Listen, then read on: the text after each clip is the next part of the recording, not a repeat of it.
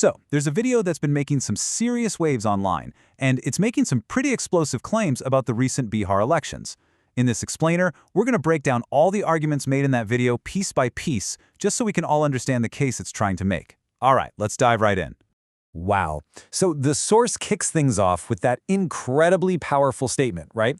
It's basically framing the entire election as fundamentally broken from the start. Now, to back up a claim that big, it lays out 6 key pieces of evidence. We're going to walk through every single one of those arguments, and we'll start with the claims about directly influencing voters.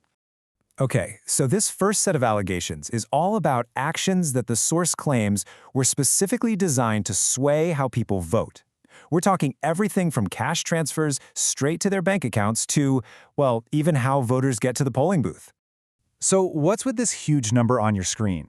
Well, according to the source, this is how much money was transferred into the bank accounts of 12.5 million women in Bihar, right before the election. The video goes so far as to call this a form of legalized bribery, arguing that the timing was anything but a coincidence. Now, here's where the timing becomes absolutely crucial to this argument. The source makes a big deal about the fact that the Model Code of Conduct, the rules that stop these kinds of government handouts during an election, was put in place on October 6th. But, as this timeline shows, payments were allegedly still made on 4 separate dates after that deadline. That's a practice the source claims the Election Commission has actually blocked in other states.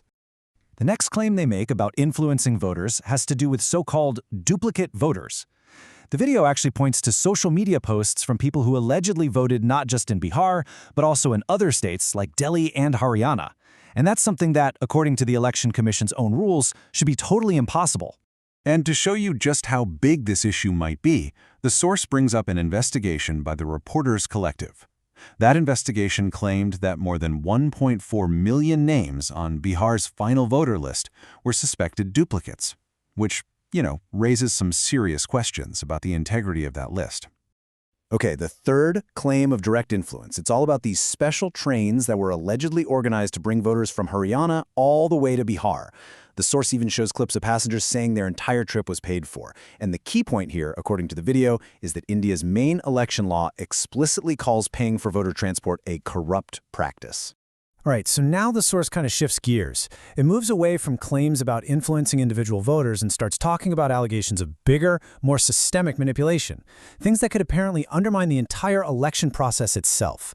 This slide really breaks down the fourth argument. The source claims that after a court ordered the Election Commission to release some CCTV footage from a past election, the rules suddenly changed. This new rule apparently takes CCTV footage right off the list of documents you can get a copy of and says it has to be deleted after just 45 days. The source argues this basically gets rid of a key tool for proving something went wrong. And here's another key number the source presents. It alleges that 8 million eligible voters, which is about 10% of the total, were just missing from Bihar's final voter list after a process called the Special Intensive Revision, or SIR. And digging into that a little deeper, the source uses a report from The Wire to allege that certain communities were hit disproportionately hard. As you can see from this chart, while Muslims make up about 17% of Bihar's population, they allegedly made up 33% of all the names that were deleted from that final voter list. But it's not just about the data. The source then tries to put a human face on these numbers.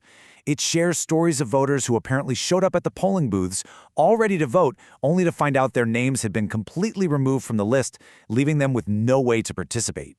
So this sixth and final argument is a big one, and it focuses on alleged institutional bias. The source points out a huge change in how election commissioners get appointed.